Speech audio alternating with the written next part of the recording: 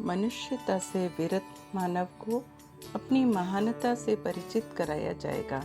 उसे आदर्श अपनाने और उत्कृष्टता का अवलंबन करने के लिए कहा, समझाया ही नहीं, विवश भी किया जाएगा।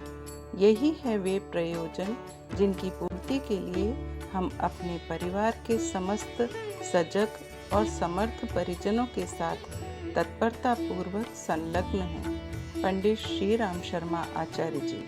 पुस्तक का नाम युग की पुकार अनसुनी न करें। आज के परिवेश में यदि अपनी जीवन शैली और चिंतन पर दृष्टि डालें तो यही समझ आता है कि उसमें आडंबर, ढोंग, ईर्ष्या, द्वेष, लालच, छल प्रपंच ही भरा है। हमारे पारस्परिक व्यवहार कितने रूखे और निष्ठुर होते चले जा रहे हैं। उनमें केवल स्वार्थ ही स्वार्थ भरा है। पर इस सब से हमने क्या पाया? क्रिया की प्रतिक्रिया तो होती ही है। एक का अनाचार दूसरे में उसका अनुसरण करने की प्रेरणा उत्पन्न करता है। इसी प्रकार दुष्प्रवृत्तियां सारे समाज में फैलती हैं और एक दूसरे के प्रति कलह, प्रतिशोध, हिंसा, अपराध और दुर्व्यवहार को जन्म देती हैं। इन परिस्थितियों में संसार नरक नहीं तो और क्या बनेगा? आज हम विचारणीय परिस्थिति में पहुंच गए हैं। हमें खुद से पूछना ही होगा कि क्या हमें मानवता से प्यार है? क्या हम मानवता को फिर से जीवित और समर्थ देखना चाहते हैं? क्या हम संसार को दुख दरिद्र के दावानल में जलने देंगे या इस विपत्ति को टालने के लिए कुछ करेंगे? यदि हाँ, तो यही समय है जब हमें अपने कर्तव्य के बारे में निर्धारण करना होगा।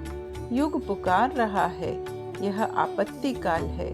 बेशक हम छोटे लोग हैं, हमारे साधन नगण्य हैं, पर हमारा लक्ष्य बड़ा और महान है। जनमानस का भावनात्मक नवनिर्माण और धरती पर स्वर्गीय वातावरण का अवतरण।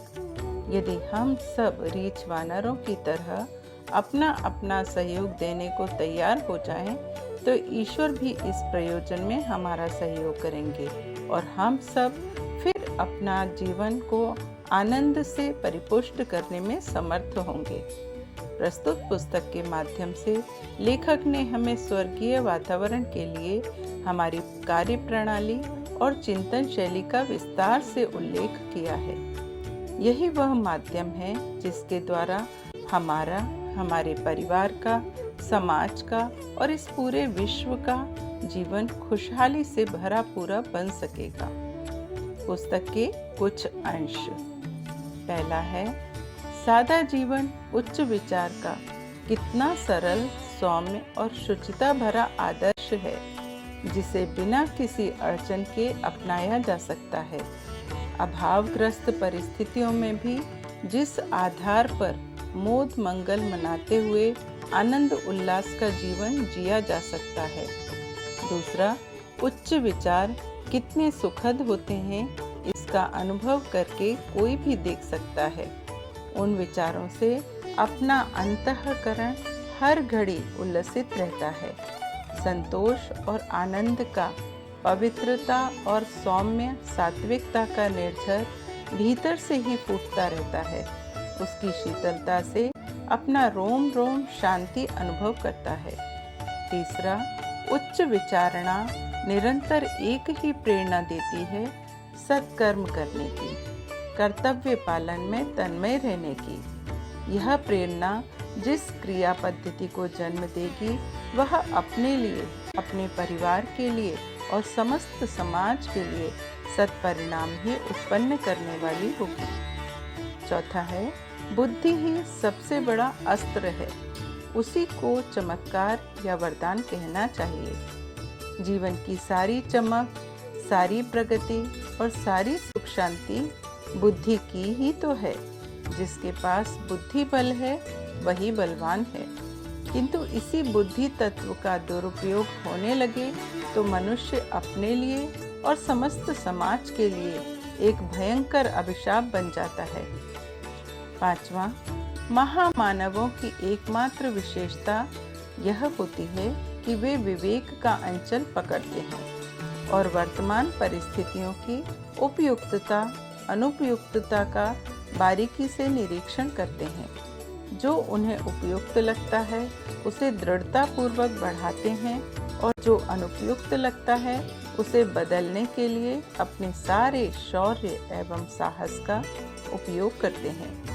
वे जानते हैं कि मनुष्य की सत्ता परिस्थितियों की गुलाम नहीं वरन उन्हें बदलने और बनाने में पूर्णतया समर्थ है।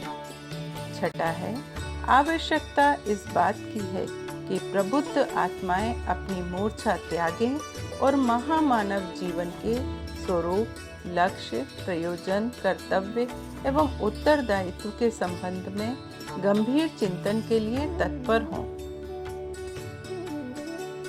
इस प्रकार का चिंतन उन्हें एक ही निष्कर्ष पर ले पहुंचेगा कि भेड़ बकरियों जैसा, कीट पतंगों जैसा पेट और प्रजनन के लिए जिया जाने वाला जीवन उनके लिए अनुपयुक्त है, भले ही उसी घृणित स्तर की जिंदगी सारा जमाना जी रहा हो। पुस्तक के कुछ बिंदु। समय की चुनौती हमें झकझोरती है। चुनौती हमें स्वीकार है। दुर्बुद्धि के इस वातावरण को हम नहीं तो कौन रोकेगा।